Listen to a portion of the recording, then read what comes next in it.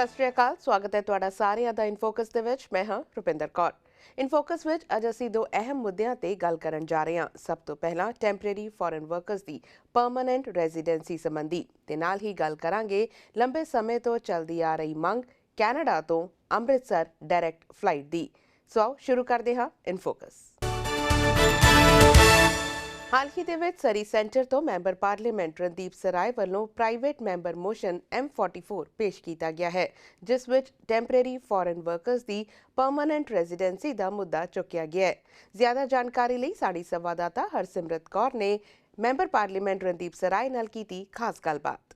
Member of parliament Randeep ਸਰਾਏ ਵੱਲੋਂ M44 motion ਜਿਹੜਾ ਹੈ ਉਹ ਪੇਸ਼ ਕੀਤਾ ਗਿਆ ਹੈ ਤੇ ਅੱਜ ਆਪਾਂ ਉਹਨਾਂ ਨਾਲ ਗੱਲ ਕਰਾਂਗੇ ਤੇ M44 ਮੋਸ਼ਨ ਬਾਰੇ ਪੁੱਛਾਂਗੇ ਤੇ ਜਾਣਾਂਗੇ ਕਿ ਆਖਿਰ M44 ਮੋਸ਼ਨ ਹੈ ਕੀ ਤੇ ਉਹਨੂੰ ਪੇਸ਼ ਕਰਨ ਦਾ ਕੀ ਰੀਜ਼ਨ ਹੈ ਤੇ ਹੋਰ ਕੁਝ ਮਸਲਿਆਂ ਬਾਰੇ ਗੱਲ ਕਰਾਂਗੇ। ਤੇ ਸਾਡੇ ਨਾਲ ਅੱਜ ਮੌਜੂਦ ਨੇ ਮੈਂਬਰ ਆਫ ਪਾਰਲੀਮੈਂਟ ਰਣਦੀਪ ਸਰਾਏ ਤੇ ਆਓ ਉਹਨਾਂ ਨਾਲ ਗੱਲ ਕਰਦੇ ਹਾਂ ਤੇ ਡਿਸਕਸ ਕਰਦੇ ਹਾਂ। ਤੇ ਪਹਿਲਾਂ ਤਾਂ PTC ਪੰਜਾਬੀ 'ਚ ਤੁਹਾਡਾ ਸਵਾਗਤ ਹੈ ਰਣਦੀਪ ਜੀ। ਥੈਂਕ ਯੂ ਤੁਹਾਡੇ ਸਾਰੇ ਟੀਮ ਦਾ ਔਰ ਤੁਹਾਡੇ ਸਾਰੇ ਸਰੋਤਿਆਂ ਦਾ। ਤੇ ਆਪਾਂ ਅੱਜ ਡਿਸਕਸ ਕਰਾਂਗੇ ਮੋਸ਼ਨ M44 ਬਾਰੇ ਤੇ ਇੱਕ ਥੋੜਾ ਬਰੀਫ ਤੁਸੀਂ ਸਾਡੇ ਜਨਤਾ ਨੂੰ ਇੱਕ ਦੱਸੋ ਕਿ M44 ਮੋਸ਼ਨ ਐਕਚੁਅਲ 'ਚ ਹੈ ਕੀ। ਸ਼ੋਰ, ਦੇਖੋ M44 ਮੈਂ ਕਿਸਮਤ ਐਸਾ ਚੰਗੀ ਸੀਗੀ, ਸਾਡੇ ਲੋਟਰੀ ਹੁੰਦੀ ਆ ਪਾਰਲੀਮੈਂਟ ਦੇ ਵਿੱਚ MPਆਂ ਵਾਸਤੇ ਜੇ ਬਿੱਲ ਪੇਸ਼ ਕਰਨੇ ਤੇ ਮੇਰੇ ਕੋਲ ਬਿੱਲ ਨੰਬਰ 1 ਲੋਟਰੀ ਦੇ ਵਿੱਚ ਨਿਕਲਿਆ। ਸੋ ਉਹਦੇ ਵਿੱਚ ਮੈਂ ਮੋਸ਼ਨ 44 ਪੇਸ਼ ਕੀਤਾ ਕਿ ਕਾਫੀ ਨੀਡਸ ਆ ਰਹੀ ਸੀਗੀ ਕਿ ਜਿਹੜੇ ਟੈਂਪਰੇਰੀ ਫੋਰਨ ਵਰਕਰ ਆ ਕੈਨੇਡਾ ਕੋਲ ਬਹੁਤ ਨੇ, ਪਰ ਜਿਹੜੇ ਖਾਸ ਕਰਕੇ ਕਹਿ ਲਓ C&D ਨੌਕ ਕੋਡਸ ਵਾਲੇ ਹੈਗੇ ਆ, ਟਰੱਕ ਡਰਾਈਵਰਸ, ਟਰਾਂਸਪੋਰਟੇਸ਼ਨ ਇੰਡਸਟਰੀ ਦੇ ਵਿੱਚ, ਪ੍ਰੋਡਿਊਸ ਐਗਰੀਕਲਚਰ ਇੰਡਸਟਰੀ ਦੇ ਵਿੱਚ, ਕੇਅਰ ਗਿਵਰਸ ਜਿਹੜੇ ਹੈਗੇ ਆ, ਜਿਹੜੇ ਕੰਮ ਕਰਦੇ ਗਰੋਸਰੀ ਸਟੋਰਾਂ ਦੇ ਵਿੱਚ ਆ, ਕੋਈ ਇਸ ਟਾਈਪ ਦੇ ਜਿਹੜੇ ਵਰਕਰਸ ਹੈਗੇ ਜਿਹੜੇ ਇਹਨਾਂ ਨੂੰ ਕਾਫੀ ਲੋੜ ਪੈਂਦੀ ਸੀਗੀ, ਕੈਨੇਡਾ ਲੋੜ ਪੈਂਦੀ, ਪਰ ਇਹਨਾਂ ਕੋਲ ਪੈਥਵੇ ਸਿਟੀਜ਼ਨਸ਼ਿਪ ਜਾਂ ਪਰਮਨੈਂਟ ਰੈਜ਼ੀਡੈਂਸ ਵਾਸਤੇ ਨਹੀਂ ਸੀਗੀ। ਖਾਸ ਕਰਕੇ ਉਹਨਾਂ ਕੋਲ ਕਈ ਵਾਰੀ ਇੰਗਲਿਸ਼ ਲੈਂਗੁਏਜ ਸਕਿੱਲ ਤੋਂ ਉਹ ਮਾਰ ਖਾ ਲੈਂਦੇ ਆ ਤੇ ਜਾਂ ਉਹਨਾਂ ਦੀ ਪੜ੍ਹਾਈ ਜਿੱਦਾਂ ਫੋਰ ਐਗਜ਼ਾਮਪਲ ਟਰੱਕ ਡਰਾਈਵਰ ਕਈ ਤਾਂ BA ਜਾਂ MA ਪਾਸ ਵੀ ਹੈਗੇ ਆ, ਉਹਨਾਂ ਨੂੰ ਸਕਿੱਲ ਲੈਵਲ ਦੇ ਨਾਲ ਉਹ ਉਹਨਾਂ ਦੇ ਪੁਆਇੰਟ ਹਾਈ ਹੋ ਜਾਂਦੇ ਆ। ਕਈ ਗ੍ਰੇਡ 12 ਵੀ ਆ ਤੇ ਇੱਥੇ ਉਹਨੇ ਕਲਾਸ 1 ਦਾ ਲਾਇਸੈਂਸ ਲੈ ਕੇ ਤਾਂ ਕਲਾਸ 1 ਲਾਇਸੈਂਸ ਲਿਆ, ਉਹਨਾਂ ਦਾ ਸਕਿੱਲ ਸੈੱਟ ਥੋੜ੍ਹਾ ਹੁੰਦਾ। ਇਸੇ ਤਰ੍ਹਾਂ ਇੰਗਲਿਸ਼ ਉਹਨਾਂ ਦੀ ਕਈ ਵਾਰੀ ਲੋਅਰ ਆਉਂਦੀ, ਉਹ ਟੈਂਪਰੇਰੀ ਤਾਂ ਰਹਿ ਲੈਂਦੇ ਆ, 2 ਸਾਲ 4 ਸਾਲ 6 ਸਾਲ ਐਕਸਟੈਂਡ ਹੁੰਦਾ ਰਹਿੰਦਾ, ਪਰ ਉਹਨਾਂ ਕੋਲ ਪੱਕੇ ਹੋਣ ਦਾ ਰਾਹ ਨਹੀਂ ਹੈਗਾ। ਉਹ ਮੈਂ ਕਾਫੀ ਮਹਿਸੂਸ ਕੀਤਾ ਕਿ ਕੰਟਰੀ ਨੂੰ ਇਹਦੇ ਵਿੱਚ ਫੇਅਰਨੈਸ ਚਾਹੀਦੀ ਹੈ, ਕਿਉਂਕਿ ਸਾਡੇ ਪ੍ਰਾਈਮ ਮਿਨਿਸਟਰ ਦਾ ਔਰ ਸਾਡੀ ਲਿਬਰਲ ਪਾਰਟੀ ਦਾ ਹਮੇਸ਼ਾ ਮੁੱਦਾ ਰਿਹਾ ਕਿ ਅਸੀਂ ਨੇਸ਼ਨ ਬਿਲਡਿੰਗ ਇਮੀਗ੍ਰੇਸ਼ਨ ਕਰਨੀ, ਅਸੀਂ ਦੁਬਈ ਅੰਗ ਜਾਂ ਹੋਰਾਂ ਕੰਟਰੀਆਂ ਅੰਗ, ਜਾਪਾਨ ਅੰਗ, ਇਹ ਨਹੀਂ ਕਿ ਤੁਸੀਂ ਆ ਜਾਓ ਟੈਂਪਰੇਰੀ ਵਰਕ ਕਰੋ ਤਾਂ ਪਰ ਪੱਕੇ ਨਹੀਂ ਹੋ ਸਕਦੇ। ਸੋ ਉਹਨਾਂ ਨੂੰ ਵੀ ਰਾਹ ਚਾਹੀਦਾ ਔਰ ਮਿਹਨਤ ਕਰਦੇ, ਟੈਕਸ ਪੇ ਕਰਦੇ ਆ। ਸੋ ਉਹਦੇ ਕਰਕੇ ਮੈਂ ਜਦੋਂ ਕੰਸਲਟ ਕੀਤਾ ਆਲੇ ਦੁਆਲੇ ਜਿੰਨੇ ਵੀ ਮੇਰੇ ਕੰਸਟੀਚੂਐਂਟ ਆਉਂਦੇ ਆ ਜਾਂ ਮੇਰੇ ਯੂਥ ਕਾਊਂਸਲ ਆ ਜਾਂ ਜਿੰਨੇ ਲੋਕ ਅੰਦਰ ਆਉਂਦੇ ਆ, ਉਹਨਾਂ ਨੂੰ ਕਿਹੜੀ ਸਭ ਤੋਂ ਪ੍ਰੈਸਿੰਗ ਇਸ਼ੂ ਆ ਉਹ ਮੈਂ ਇਹ ਮਹਿਸੂਸ ਕੀਤਾ। ਉਸ ਕਰਕੇ ਫਿਰ ਮੈਂ ਮੋਸ਼ਨ M44 ਪੇਸ਼ ਕੀਤਾ। ਇਹਦੇ ਵਿੱਚ ਮਿਨਿਸਟਰ ਰਾਹ ਲੱਭ ਕੇ ਉਹਨੂੰ 6 ਮਹੀਨੇ ਹੋਣਗੇ ਜਦੋਂ ਇਹ ਪਾਸ ਹੋ ਗਿਆ ਕਿ ਉਹ ਇਹ ਪੈਥਵੇਜ਼ ਕ੍ਰੀਏਟ ਕਰੂਗਾ ਜਿਹਦੇ ਨਾਲ ਇਹ ਜਿਹੜੇ 3-4 ਟ੍ਰੇਡਸ ਕਹਿ ਲਓ, trades, transportation industry, agriculture, produce workers, service sector ਦੇ ਵਿੱਚ ਕੇਅਰ ਗਿਵਰਸ, ਇਹਨਾਂ ਵਾਸਤੇ ਪੈਥਵੇ ਟੂ ਸਿਟੀਜ਼ਨਸ਼ਿਪ ਜਾਂ ਪੈਥਵੇ ਟੂ ਪਰਮਾਨੈਂਟ ਰੈਜ਼ੀਡੈਂਸ ਹੋਵੇ। ਸੋ ਇੱਥੋਂ ਮੇਰਾ ਇਹ ਸ਼ੁਰੂ ਹੋਇਆ ਸੀ ਮੁੱਦਾ ਔਰ ਇਹ ਉਹਦਾ ਪਰਪਸ ਹੈਗਾ ਕਿ ਉਹਨਾਂ ਨੂੰ ਪੱਕੇ ਕਹਿ ਲਓ, ਆਪਾਂ ਪੰਜਾਬੀ 'ਚ ਕਹਿ ਦਿੰਦੇ ਜਾਂ ਪਰਮਾਨੈਂਟ ਰੈਜ਼ੀਡੈਂਸ ਦਿਵਾਉਣ ਵਾਸਤੇ ਇਹ ਮੋਸ਼ਨ ਹੈਗਾ। ਨਹੀਂ, ਬਿਲਕੁਲ ਇਹ ਬਹੁਤ ਹੀ ਵਧੀਆ ਇਨੀਸ਼ੀਏਟਿਵ ਹੈ ਜਿਹੜਾ ਤੁਹਾਡੇ ਵੱਲੋਂ ਲਿੱਤਾ ਗਿਆ ਹੈ। ਅਤੇ ਆਪਾਂ ਕਾਫੀ ਪ੍ਰੋਗਰਾਮਸ ਜਿਹੜੇ ਉਹ ਪਹਿਲੇ ਵੀ ਆਪਾਂ ਸੁਣੇ ਨੇ, ਲਾਈਕ TR to PR ਹੋ ਗਿਆ, ਅਤੇ ਹੋਰ ਇੱਦਾਂ ਦੇ ਕਿਹੜੇ ਪ੍ਰੋਗਰਾਮਸ ਇਸ 'ਚ ਇਨੀਸ਼ੀਏਟ ਹੋਣਗੇ? ਸੋ ਇਹਨੀ ਜਿਹੜੇ ਜਿਵੇਂ TR to PR ਆ, ਐਗਰੀ ਪਾਇਲਟ ਪ੍ਰੋਗਰਾਮ ਆ, ਅਟਲਾਂਟਿਕ ਪਾਇਲਟ ਪ੍ਰੋਗਰਾਮ ਹੈ, ਇਹਦੇ ਜਿਹੜੇ ਲੈਸਨ ਇਹ 'ਚੋਂ ਲਰਨ ਕੀਤੇ, ਜਿਹੜੇ ਪੋਜ਼ੀਟਿਵ ਖਾਸ ਕਰਕੇ ਲੈਸਨ ਆ, ਉਹਨੂੰ ਅਡੋਪਟ ਕਰਕੇ ਇਹ ਯੂਜ਼ ਕੀਤੇ ਜਾਣਗੇ ਤਾਂ ਕਿ more programmes like TR to PR ਕੀਤਾ ਜਾਊਗਾ। ਸੋ ਇਹਦੇ ਵਿੱਚ ਮੈਂ ਮਿਨਿਸਟਰ ਨੂੰ ਉਹਨੂੰ ਗੁੰਜਾਇਸ਼ ਦਿੱਤੀ ਆ ਕਿ ਉਹ ਫਿਗਰ ਆਊਟ ਕਰਨ ਕਿਹੜੇ ਬੈਸਟ ਪੈਥਵੇਜ਼ ਹੈਗੇ, ਪਰ ਉਹਨਾਂ ਨੂੰ ਕਰਨਾ ਪਊਗਾ ਜੇ ਪਾਸ ਹੋ ਗਿਆ ਉਹਨੂੰ ਫਿਰ ਪੈਥਵੇਜ਼ ਬਣਾਉਣਗੇ ਵੀ ਆਹ ਕੈਟੇਗੋਰੀ ਦੇ ਵਿੱਚ TR to PR ਹੋਊਗਾ, ਆਹ ਕੈਟੇਗੋਰੀ ਅਸੀਂ ਐਡਜਸਟ ਕਰ ਸਕਦੇ ਜੇ ਤੁਸੀਂ ਆਹ ਸੂਬਿਆਂ ਜਾਂ ਰੂਰਲ ਏਰੀਆ 'ਚ ਹੈਗੇ ਆ। ਸੋ ਜਿੱਦਾਂ ਲੇਬਰ ਦੀ ਨੀਡ ਆ ਔਰ ਜਿੱਥੇ ਘਾਟ ਹੈਗੀ ਆ ਉਹਨਾਂ ਕੋਲ ਪੈਥਵੇਜ਼ ਨਹੀਂ ਹੈਗਾ, ਉਹਨਾਂ ਵਾਸਤੇ ਰਾਹ ਇਹ ਖੋਲ੍ਹੇ ਜਾਣਗੇ। ਮਿਸ਼ਨ M44 ਦਾ ਹੁਣ ਨੈਕਸਟ ਸਟੈਪ ਕੀ ਰਹੇਗਾ? ਲਾਈਕ ਜੇ ਹੁਣ ਇਹ ਸਭ ਕੁਝ ਅਪਰੂਵ ਹੋ ਜਾਂਦਾ ਹੈ, ਕੋਈ ਵਧੀਆ ਪ੍ਰੋਗਰਾਮਸ ਆ ਜਾਂਦੇ ਨੇ, ਤੇ ਇਹ ਤੇ M44 ਦੇ ਨਾਲ ਹੀ ਜੇ ਹੋਏਗਾ ਤੇ ਅੱਗੇ ਦੇ ਕੀ ਹੁਣ ਹੋਰ ਪਲੈਨਿੰਗਸ ਤੇ ਸਟੈਪਸ ਰਹਿਣਗੇ? ਸ਼ੋਰ, ਦੇਖੋ ਇਹਦੀ ਪਹਿਲੀ ਡਿਬੇਟ ਜਿਹੜੀ ਉਹ ਹੋ ਚੁੱਕੀ ਆ ਔਰ ਵਧੀਆ ਮੇਰਾ ਖਿਆਲ ਆਈ ਥਿੰਕ ਮੈਨੂੰ NDP ਔਰ ਬਲਾਕ ਔਰ ਆਸ ਕਰਦੇ ਕਿ ਕੰਜ਼ਰਵੇਟਿਵ ਪਾਰਟੀ ਵੀ ਸਪੋਰਟ ਕਰੂਗੀ ਇਹਦੇ ਵਿੱਚ। ਕਾਫੀ ਪੋਪੂਲਰ ਬਿੱਲ ਹੋਇਆ, ਮੈਂ ਇੰਨਾ ਸੋਚਦਾ ਨਹੀਂ ਸੀ ਇੰਨਾ ਪੋਪੂਲਰ ਹੋਊਗਾ, ਪਰ ਮੈਨੂੰ ਉਹਨਾਂ ਦੇ ਕਾਲ ਆਪਣੇ ਆਪ ਹੀ ਆਏ ਕਿ ਅਸੀਂ ਇਹਨੂੰ ਸਪੋਰਟ ਕਰਨਾ ਚਾਹੁੰਦੇ ਹਾਂ। ਸੋ ਇਹਦਾ ਨੈਕਸਟ ਆਵਰ ਆਫ ਡਿਬੇਟ ਜਿਹੜੀ ਹੋਊਗੀ ਆ ਔਰ ਕਪਲ ਆਵਰਸ ਆਫ ਡਿਬੇਟ ਉਹ ਮੋਸਟ ਲਾਈਕਲੀ ਅਪ੍ਰੈਲ ਜਾਂ ਮਈ ਦੇ ਵਿੱਚ ਹੋਊਗੀ। ਸੋ ਵਾਰੀ ਸਿਰ ਬਿੱਲਾਂ ਦੀ ਡਿਬੇਟ ਹੁੰਦੀ ਹੈ, ਉਹ ਤੋਂ ਬਾਅਦ ਫਿਰ ਵੋਟ ਪਾਊਗੀ। ਸੋ ਗੋਲ ਆ ਕਿ ਇਸ ਸੈਸ਼ਨ ਦੇ ਐਂਡ ਤੋਂ ਪਹਿਲਾਂ ਇਹ ਪਾਸ ਹੋ ਜਾਊਗਾ। ਪਾਸ ਹੋਣ ਤੋਂ ਬਾਅਦ ਫਿਰ ਮਿਨਿਸਟਰ ਕੋਲ 120 ਦਿਨ ਹੈਗੇ ਆ, ਸੋ 6 ਮਹੀਨੇ ਉਹਦੇ ਕੋਲ 4 ਮਹੀਨੇ ਹੈਗੇ ਆ ਕਿ ਉਹਨੂੰ ਦਾ ਜਵਾਬ ਤੇ ਆਨਸਰ ਕਰਕੇ ਤੇ ਪ੍ਰੋਗਰਾਮ ਇੰਪਲੀਮੈਂਟ ਕਰਨਗੇ। ਸੋ ਪੂਰੀ ਗੋਲ ਆ ਕਿ ਇਸ ਸਾਲ ਦੇ ਐਂਡ ਤੱਕ ਪ੍ਰੋਗਰਾਮ ਸ਼ੁਰੂ ਹੋ ਜਾਣਗੇ ਜਿਨ੍ਹਾਂ ਨਾਲ ਉਹਨਾਂ ਨੂੰ ਟੈਂਪਰੇਰੀ ਫੋਰਨ ਵਰਕਰ ਤੋਂ ਪਰਮਾਨੈਂਟ ਰੈਜ਼ੀਡੈਂਟ ਦੇ ਪਾਥਵੇ ਖੁੱਲ੍ਹ ਜਾਣਗੇ। ਤੇ ਇੱਕ ਕੁਐਸਚਨ ਔਰ ਸਰਾਈ ਜੀ, ਇਹ ਜਿਹੜਾ ਜਿਵੇਂ ਜਸਟਿਨ ਟਰੂਡੋ ਨੇ ਜਿਹੜਾ ਇੱਕ ਟਾਰਗੇਟ ਸੈੱਟ ਕੀਤਾ ਹੈ ਕਿ ਨਹੀਂ 2020 ਤੱਕ ਇੰਨੇ ਜਿਹੜੇ ਹੈ ਪਰਮਾਨੈਂਟ ਰੈਜ਼ੀਡੈਂਟਸ ਜਿਹੜੇ ਆ ਉਹ ਦੇਣ ਨੇ, ਤੇ ਇਹ ਉਹਦੇ ਤੋਂ ਰਿਲੇਟਡ ਹੈ ਕਿ ਲਾਈਕ ਉਹਨਾਂ ਨੇ ਜਿਹੜਾ ਟਾਰਗੇਟ ਸੈੱਟ ਕੀਤਾ ਹੈ ਉਹਦੇ ਬਿਹਾਫ ਵਿੱਚ ਵੀ ਜਿਹੜਾ ਇਹ ਬਿੱਲ ਨੂੰ ਪਾਸ ਕਰਨ ਦੀ ਮਨਜ਼ੂਰੀ ਜਿਹੜੀ ਆ ਉਹ ਮਿਲ ਸਕਦੀ ਹੈ? ਹਾਂਜੀ, ਦੇਖੋ ਇਹ ਜਿਹੜੇ 430,000 ਜਿਹੜੇ ਪਰਮਾਨੈਂਟ ਰੈਜ਼ੀਡੈਂਟ 4,30,000 ਹੋਣੇ ਆ ਇਸ ਸਾਲ, ਇਹ ਉਸ ਨੰਬਰ ਦੇ ਵਿੱਚ ਫਿੱਟ ਹੋਣਗੇ ਔਰ ਆਉਣ ਵਾਲੇ ਐਵਰੀ ਈਅਰ ਵੱਧ ਆ। ਮੇਰੇ ਖਿਆਲ 45 ਨੈਕਸਟ ਈਅਰ ਆ, 460 ਉਸ ਤੋਂ ਬਾਅਦ ਆ। ਸੋ ਉਹਦੇ ਵਿੱਚ ਇਹ ਕੈਟੇਗੋਰੀਆਂ ਐਕਨੋਮਿਕ ਸਟਰੀਮਸ ਦੇ ਵਿੱਚ ਇਹ ਬਣਾਈ ਜਾਣਗੀਆਂ ਕਿ ਇਹਨਾਂ ਨੂੰ ਵੀ ਉਹਦੇ ਵਿੱਚ ਫਿੱਟ ਕੀਤਾ ਜਾਊਗਾ। ਸੋ ਇਹ ਇੱਕ ਚੀਜ਼ ਮੈਂ ਜਾਣਕਾਰੀ ਵਾਸਤੇ ਦੱਸਣਾ ਚਾਹੁੰਦਾ ਕਿ ਜਿਹੜੀ ਪਰਮਾਨੈਂਟ ਰੈਜ਼ੀਡੈਂਟ ਆ ਇਹ ਮੈਕਸੀਮਮ ਬੰਨੇ ਹੁੰਦੇ ਆ ਸਾਲ ਦੇ ਵਿੱਚ, ਕਿਉਂਕਿ ਇਹਦੇ ਨਾਲ ਗਵਰਨਮੈਂਟ ਨੂੰ ਹੋਰ ਵੀ ਸਹੂਲਤਾਂ ਕ੍ਰੀਏਟ ਕਰਨੀਆਂ ਪੈਂਦੀਆਂ, ਕਿਉਂਕਿ ਸ਼ਾਰਟ ਵੋਟ ਦਾ ਹੱਕ, ਬਾਕੀ ਸਾਰੇ ਹੱਕ ਉਹਨਾਂ ਕੋਲ ਐਜ਼ ਕੈਨੇਡੀਅਨਸ ਹੋ ਜਾਂਦੇ ਜਦੋਂ ਪਰਮਾਨੈਂਟ ਰੈਜ਼ੀਡੈਂਟਸ। ਉਹਨਾਂ ਨੂੰ ਸੈਟਲਮੈਂਟ ਸਰਵਿਸਿਜ਼ ਏਜੰਸੀਜ਼ ਜਿਵੇਂ ਇੱਥੇ ਪਿਕਸ ਜਾਂ ਡਾਇਵਰਸਿਟੀ ਜਾਂ ਮੋਜ਼ੇਕ ਵਰਗੀਆਂ ਹੈਗੀਆਂ, ਉਹਨਾਂ ਨੂੰ ਉਨੀ ਫੰਡਿੰਗ ਦੇਣੀ ਪੈਂਦੀ ਕਿਉਂਕਿ ਉਹ ਨਹੀਂ ਇਹਨਾਂ ਨੂੰ ਸੈਟਲ ਕਰਨਾ ਇਹਨਾਂ ਦੇ ਪਰਿਵਾਰ ਨੂੰ। ਸਕੂਲਾਂ ਦੇ ਵਿੱਚ ਉਹਨਾਂ ਦੇ ਬੱਚਿਆਂ ਨੂੰ ਉਨੇ ਬਜਟ ਮਿਲਦੇ ਹੁੰਦੇ ਆ ਕਿ ਅਸੀਂ ਇੰਨੇ ਬੱਚੇ ਕਰਨੇ ਆ।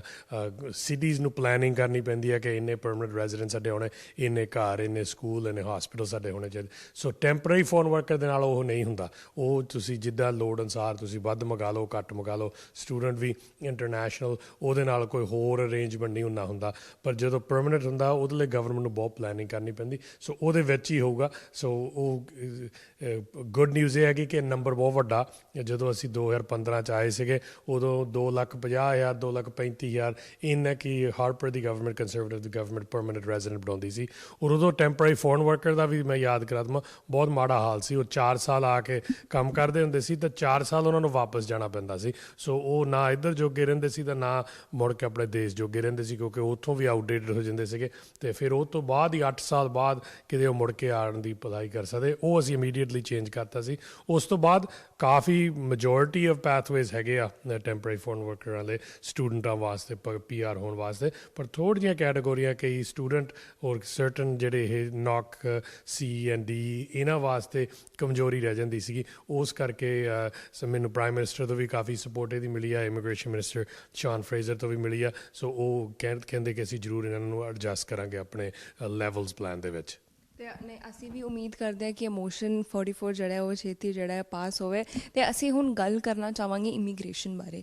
ਹੁਣ ਆਪਾਂ ਦੇਖ ਰਹੇ ਹਾਂ ਕਿ ਲਾਈਕ PR ਦੇ ਲਈ, ਵਰਕ ਪਰਮਿਟਸ ਦੇ ਲਈ ਵੀਜ਼ਾਜ਼ ਨੇ, ਫੈਮਿਲੀ ਵੀਜ਼ਾਜ਼ ਨੇ, ਉਹ ਉਹਨਾਂ ਦਾ ਬੈਕਲੌਗ ਜਿਹੜਾ ਹੈ ਹਾਲੇ ਕਾਫੀ ਪਿਆ ਹੋਇਆ ਹੈ, ਅਤੇ ਉਸ ਕਰਕੇ ਬੱਚੇ ਜਿਹੜੇ ਨੇ ਉਹ ਕਾਫੀ ਪਰੇਸ਼ਾਨ ਰਹਿ ਰਹੇ ਨੇ, ਵੇਟ ਕਰ ਰਹੇ ਨੇ। ਅਤੇ ਉਹ 'ਚ ਹੁਣ ਕੀ ਹੈ ਹੁਣ ਗਵਰਨਮੈਂਟ ਦਾ ਕਿ ਲਾਈਕ ਅੱਗੇ ਹੁਣ ਕਿੰਨੇ ਬੈਕਲੌਗਸ ਜਿਹੜੇ ਆਲਰੇਡੀ ਪਏ ਨੇ, ਉਹਦੀ ਹੁਣ ਕਿੰਨੀ ਫਾਸਟ ਹੁਣ ਹੋ ਸਕਦਾ? ਸ਼ੋਰ। ਸੋ ਮਿਨਿਸਟਰ ਨੂੰ ਕਾਫੀ ਬਜਟ ਤਕਰੀਬਨ 90 ਮਿਲੀਅਨ ਆਲਮੋਸਟ ਐਡੀਸ਼ਨਲ ਦਿੱਤਾ ਗਿਆ। ਉਹਦੇ ਨਾਲ 550 ਹੋਰ ਐਮਪਲੋਈ ਵੀ ਹਾਇਰ ਕੀਤੇ ਗਏ ਜਿਹੜਾ ਕਿ ਇਹਨਾਂ ਨੂੰ ਪ੍ਰੋਸੈਸਿੰਗ ਕਰਨਗੇ। ਗਵਰਨਮੈਂਟ, ਤੁਹਾਨੂੰ ਯਾਦ ਹੋਊਗਾ ਕਿ ਮੋਸਟਲੀ ਕੋਵਿਡ ਵੇਲੇ ਘਰੋਂ ਕੰਮ ਕਰਦੇ ਸੀਗੇ। ਹੁਣ ਜਸਟ ਪਬਲਿਕ ਸਰਵਿਸ ਨੇ ਅਨਾਊਂਸ ਕੀਤਾ, ਯੂਨੀਅਨ ਨੇ ਤਾਂ ਗਵਰਨਮੈਂਟ ਨੇ ਨੈਗੋਸ਼ੀਏਟ ਕਰਕੇ ਕਿ ਉਹ ਬੈਕ ਟੂ ਵਰਕ ਆਪਣੇ ਦਫ਼ਤਰਾਂ 'ਤੇ ਜਾ ਕੇ ਕਰਨਗੇ, ਜਿਹਦੇ ਨਾਲ ਇਹ ਅਲੋਨ ਇੱਕ ਸਿਸਟਮ ਦੇ ਨਾਲ ਆਈ ਥਿੰਕ ਸਪੀਡ ਅਪ ਹੋਊਗਾ। ਬੈਕਲੌਗ ਆਲਰੇਡੀ ਕਾਫੀ ਖਤਮ ਹੋਣ ਲੱਗ ਪਿਆ, ਸ਼ੁਰੂ ਕਾਫੀ ਅਗਰੈਸਿਵਲੀ ਇਮੀਗ੍ਰੇਸ਼ਨ ਕਰਨ ਲੱਗੇ। ਪਰ ਸਾਡੇ ਕੋਲ ਚੈਲੰਜਿਸ ਇਨ ਬਿਟਵੀਨ ਆਉਂਦੇ।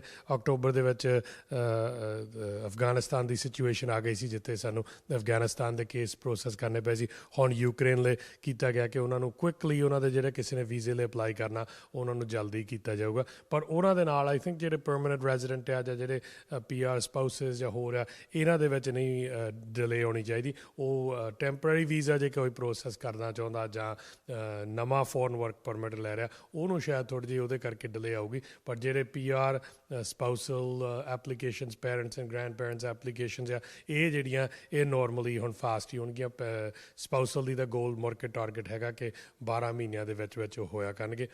ਪਰ ਇਹ ਜਸਟ ਕਲੈਰੀਫਾਈ ਪਰਮਾਨੈਂਟ ਰੈਜ਼ੀਡੈਂਟ ਦੀ ਸਪਾਊਸਲ ਆ, ਨਾਟ ਜਿਹੜਾ temporary foreign worker spouse permit ਉਹਦਾ ਥੋੜ੍ਹਾ ਡਿਫਰੈਂਟ ਆ। ਸੋ ਗੋਲ ਹੈ ਕਿ ਸਾਰੇ ਸਪੀਡ ਅਪ ਹੋਣਗੇ। ਲੈਵਲਸ ਬਿਗ ਹੈਗੇ ਆ, ਸੋ ਗਵਰਨਮੈਂਟ ਕੋਲ ਰੂਮ ਹੈਗਾ ਉਹਨਾਂ ਨੂੰ ਪ੍ਰੋਸੈਸ ਕਰਨ ਵਾਸਤੇ। ਕਪੈਸਿਟੀ ਵੀ ਹੁਣ 550 ਹੋਰ ਕੀਤੇ ਗਏ। ਆਸ ਕਰਦੇ ਕਿ ਨੈਕਸਟ 4 ਤੋਂ 6 ਹਫ਼ਤਿਆਂ ਦੇ ਵਿੱਚ ਫੁੱਲੀ ਬੈਕ ਟੂ ਵਰਕ ਜਿਹੜੇ ਕਰਮਚਾਰੀ ਹੈਗੇ ਉੱਥੇ ਆ ਉਹ ਸਾਰੇ ਮੁੜ ਕੇ ਆਪਣੇ ਦਫ਼ਤਰਾਂ ਜਾਣਗੇ, ਜਿਹਦੇ ਨਾਲ ਪ੍ਰੋਸੈਸਿੰਗ ਸਵਿਫਟਰ ਕੁਇਕਰ ਹੋਊਗੇ।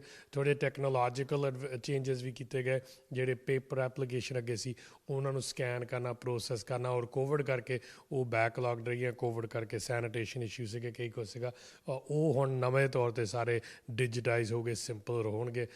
ਐਪਲੀਕੈਂਟ ਆਪਣੇ ਆਪ ਦੀਆਂ ਫਾਈਲਾਂ ਨੂੰ ਪੋਰਟਲ ਤੋਂ ਆਪ ਦੇਖ ਸਕਦੇ ਵੀ ਮੇਰਾ ਸਿਕਿਉਰਿਟੀ ਹੋ ਗਿਆ, ਮੇਰਾ ਬੈਕਗਰਾਊਂਡ ਹੋ ਗਿਆ, ਹੁਣ ਮੇਰਾ ਸਿਰਫ ਮੈਡੀਕਲ ਰਹਿ ਗਿਆ ਜਾਂ ਆਹ ਟੈਸਟ ਰਹਿ ਗਿਆ। ਅੱਗੇ ਉਹਨਾਂ ਨੂੰ MP ਦੇ ਆਫਿਸ 'ਤੇ ਆਉਣਾ ਪੈਂਦਾ ਸੀਗਾ ਇਨਫੋਰਮੇਸ਼ਨ ਲੈਣ ਨੂੰ, ਜਾਂ ਬੜਾ ਲੰਮਾ ਚੌੜਾ ਪ੍ਰੋਸੈਸ ਸੀਗਾ। ਹੁਣ ਐਫੀਸ਼ੀਐਂਟ ਹੋਊਗਾ, ਉਹਨੂੰ ਸਾਡੇ ਕੋਲ ਆਉਣ ਦੀ ਨਹੀਂ ਲੋੜ ਹੋਊਗੀ। ਉਹਨੂੰ ਆਪਣੇ ਆਪ ਮੋਨੀਟਰ ਕਰ ਸਕਦੇ ਕਿ ਆਹ ਪ੍ਰੋਬਲਮ ਸਾਡੀ ਹੈਗੀ ਆ ਜਾਂ ਆਹ ਠੀਕ ਚੱਲ ਰਿਹਾ। ਸੋ ਇਹ ਸਾਰੀਆਂ ਚੀਜ਼ਾਂ ਨਾਲ ਓਬਵੀਅਸਲੀ ਟਾਈਮ ਲੱਗਦਾ ਪਰ ਐਫੀਸ਼ੀਐਂਸੀ ਵਧੂਗੀ। ਐਂਡ ਆਸ ਕਰਦੇ ਕਿ ਆਉਣ ਵਾਲੇ ਮਹੀਨਿਆਂ ਦੇ ਵਿੱਚ ਇਹ ਇਮੀਗ੍ਰੇਸ਼ਨ ਪ੍ਰੋਸੈਸ ਫਾਸਟਰ ਹੋਊਗਾ। ਅਸੀਂ ਸਾਰਿਆਂ ਨੇ ਵੇਖਿਆ ਕਿ ਯੂਕਰੇਨ ਵਿੱਚ ਕਿੱਦਾਂ ਦੀ ਸਿਚੁਏਸ਼ਨ ਹਲੇ ਬਣੀ ਹੋਈ ਹੈ, ਅਤੇ ਅਸੀਂ ਵੀ ਜਾਣਦੇ ਹਾਂ ਕਿ ਹਲੇ ਜਿਹੜੀ ਪ੍ਰਾਇਰਟੀ ਹੈ ਉਹ ਯੂਕਰੇਨ ਰਿਫਿਊਜੀਜ਼ ਨੂੰ ਜਿਹੜੀ ਆ ਉਹ ਦਿੱਤੀ ਜਾਏਗੀ। ਅਤੇ ਇਸ 'ਚ ਲਾਈਕ ਇੰਟਰਨੈਸ਼ਨਲ ਸਟੂਡੈਂਟਸ ਨੂੰ ਲਾਈਕ ਵਰੀ ਕਰਨਾ ਚਾਹੀਦਾ ਕਿ ਉਹਨਾਂ ਦਾ ਬੈਕਲੌਗ ਹੋਰ ਜ਼ਿਆਦਾ ਪਿੱਛੇ ਹੋ ਜਾਏਗਾ, ਜਾਂ ਕਿਉਂਕਿ ਜਿਵੇਂ ਤੁਸੀਂ ਕਿਹਾ ਕਿ PR ਦੇ ਵਿੱਚ ਇਫੈਕਟ ਨਹੀਂ ਪੈਣਾ ਚਾਹੀਦਾ ਕਿਉਂਕਿ ਉਹ ਟੈਂਪਰੇਰੀ ਵੀਜ਼ਾਸ ਜਿਹੜੇ ਨੇ ਫਾਈਲ ਕਰਦੇ ਪਏ ਨੇ। ਬਟ ਇਹਦੇ ਵਿੱਚ ਵੀ ਜਿਹੜੇ ਬਾਕੀ ਫੈਮਿਲੀ ਵੀਜ਼ਾਸ ਅਤੇ ਸਪਾਊਸਿਸ ਵੀਜ਼ਾਸ ਜਿਹੜੇ ਪਏ ਨੇ ਬੈਕਲੌਗਸ 'ਤੇ ਜਿਹੜੇ ਕਾਫੀ ਟਾਈਮ ਤੋਂ ਲੋਕ ਵੇਟ ਕਰ ਰਹੇ ਨੇ, ਅਤੇ ਉਸ 'ਚ ਜ਼ਿਆਦਾ ਇਫੈਕਟ ਨਾ ਪਵੇ, ਉਸ ਦੇ ਵਿੱਚ ਕੀ ਗਵਰਨਮੈਂਟ ਹੁਣ ਸਟੈਪਸ ਲਏਗੀ? ਮੇਰੀ ਸ਼ਾਨ ਫਰੇਜ਼ਰ ਉਹਨਾਂ ਨਾਲ ਗੱਲ ਜਸਟ ਆਉਣ ਤੋਂ ਪਹਿਲਾਂ ਹੋਈ ਸੀ ਐਂਡ ਲੱਗਦਾ ਕਿ ਉਹ ਪੂਰੀ ਕੋਸ਼ਿਸ਼ ਕਰ ਰਿਹਾ ਕਿ ਉਹਨਾਂ ਨੂੰ ਨਹੀਂ ਡਿਲੇ ਇਸ ਗੱਲ ਦੇ ਵਿੱਚ ਹੋਊਗੀ। ਪਰ ਸ਼ਾਇਦ ਥੋੜ੍ਹਾ ਬਾਲਾ ਹੋਊਗਾ, ਮੈਂ 100% ਨਹੀਂ ਗਾਰੰਟੀ ਕਰਦਾ, ਪਰ ਉਹਨਾਂ ਦੇ ਉੱਤੇ ਨਹੀਂ ਇਫੈਕਟ ਹੋਊਗਾ ਕਿਉਂਕਿ ਜਿਹੜਾ ਯੂਕਰੇਨ ਦਾ ਇਹ ਥੋੜ੍ਹਾ ਡਿਫਰੈਂਟ ਤਰੀਕੇ ਨਾਲ ਪ੍ਰੋਸੈਸ ਕਰ ਰਿਹਾ। Instead of as a refugee ਉਹ ਸਟੇਟ ਤੋਂ ਪਹਿਲਾਂ ਉਹਨਾਂ ਨੂੰ ਵੀਜ਼ਾ ਹੀ ਉਹਨਾਂ ਦਾ ਪ੍ਰੋਸੈਸ, ਕਿਉਂਕਿ ਬਹੁਤ ਸਾਰੇ ਹੈਗੇ ਜਿਹੜੇ ਕਿ ਮੁੜ ਕੇ ਜਾਣਾ ਮੰਗਦੇ। ਉਹਨਾਂ ਦੀ ਆਸ ਇਹ ਨਹੀਂ ਕਿ ਅਸੀਂ ਪਰਮਾਨੈਂਟ ਰੈਫਿਊਜੀ ਬਣ ਜਾਵਾਂਗੇ ਯੂਕਰੇਨ ਤੋਂ। ਉਹਨਾਂ ਦੀ ਖੁਆਇਸ਼ ਹੈਗੀ ਹੈ ਕਿ ਅਸੀਂ ਸਾਡਾ ਦੇਸ਼ ਦੇ ਵਿੱਚ ਮੁੜ ਕੇ ਜਾਈਏ।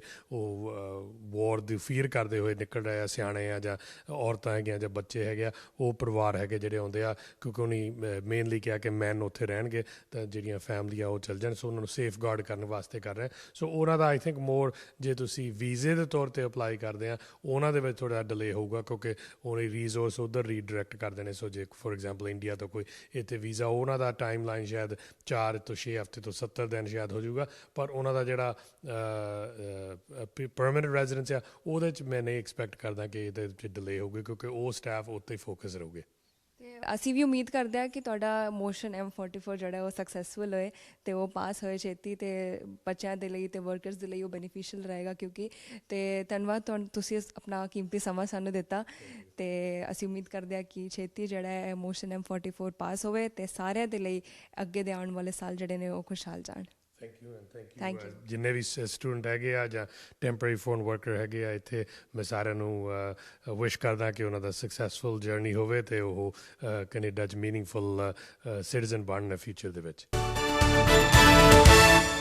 ਤੇ ਇਨਫੋਕਸ ਵਿੱਚ ਫਿਲਹਾਲ ਸਮਾਂ ਇੱਕ ਛੋਟੀ ਜਿਹੀ ਬ੍ਰੇਕ ਦਾ। ਬ੍ਰੇਕ ਤੋਂ ਬਾਅਦ ਜਲਦ ਹਾਜ਼ਰ ਹੋਵਾਂਗੇ ਤੇ ਗੱਲਬਾਤ ਕਰਾਂਗੇ ਮੈਂਬਰ ਪਾਰਲੀਮੈਂਟ ਬ੍ਰੈਡ ਵਿਸ ਦੇ ਨਾਲ, ਜਿਨ੍ਹਾਂ ਨੇ ਹਾਲ ਹੀ ਦੇ ਵਿੱਚ ਕੈਨੇਡਾ ਤੋਂ ਅੰਮ੍ਰਿਤਸਰ ਲਈ ਸਿੱਧੀ ਫਲਾਈਟ ਲਈ ਪਟੀਸ਼ਨ ਪੇਸ਼ ਕੀਤੀ ਹੈ।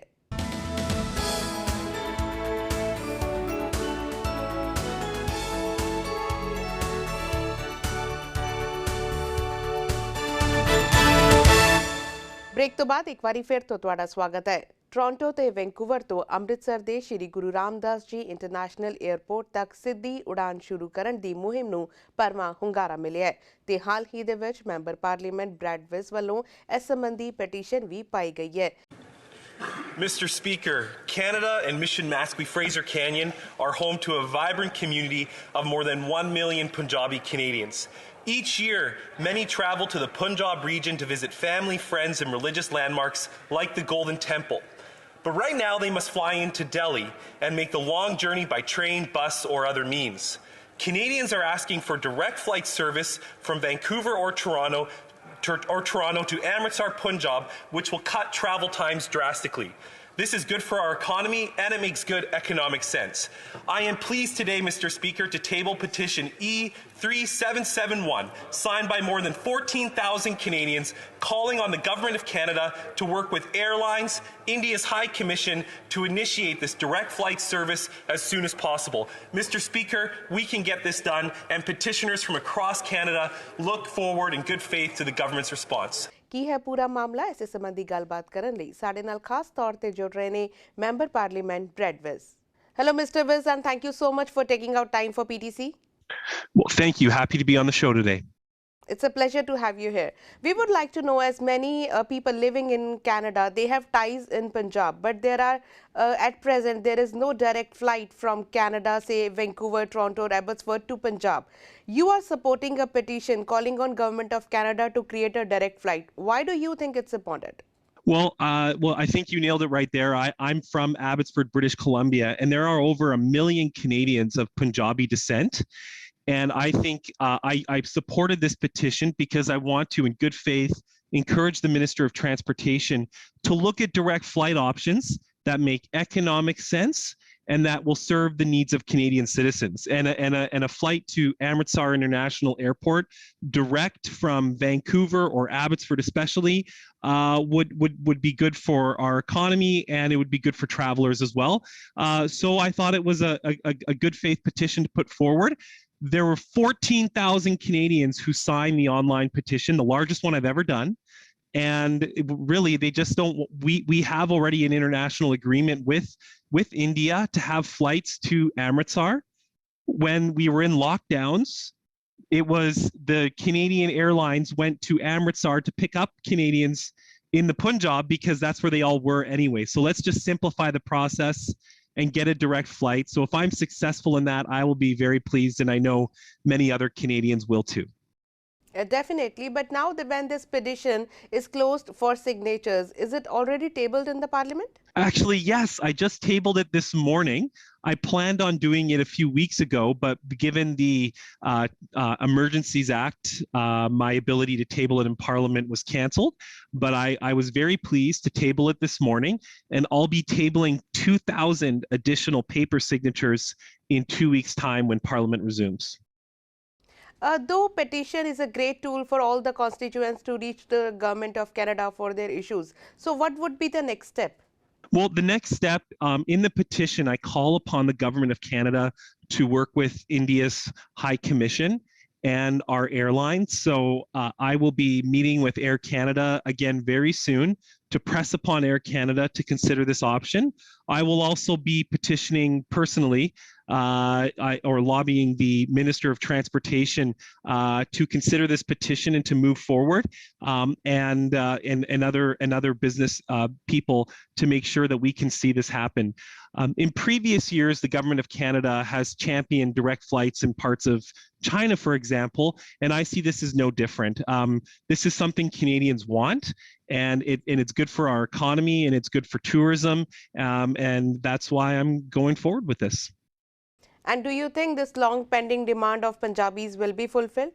I think it eventually will. And that's why petitions are so important, because it presses upon the government to take action and to provide a response. If Canadian citizens aren't using things like petitions to say, hey, Government of Canada, hey, Air Canada, this is something we care about, they're not going to listen. So this is a key exercise in the democratic process to make sure that the Government of Canada is listening to Canadians about something that they want to see happen. And if this time this demand is not being fulfilled, is there another process that petition can be filed again? Oh yes, absolutely. If I don't get some type of response or recognition that the government's going to move on this, I will move forward absolutely with additional petitions in the fall. And what would be the process after that? Like if till we don't get this direct flight, you'll continue your fight for this? Oh, yes, because I believe that it makes economic sense. And I come from a part of Canada in Abbotsford where there are many people of Punjabi descent.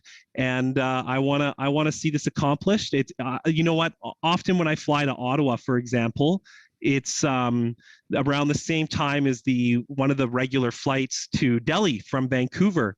And I talk to people at the airport on a regular basis, and they're all having to, once they arrive in Delhi, they're going to have to, like, often people have to take a bus, and it's 5, 6, 7, 8 hours of additional travel to get to Amritsar.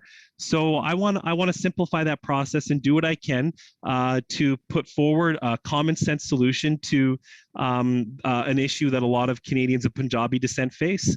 And it's a good faith thing. We want to get it done, and we want to see our airline routes be reflective of the needs of customers.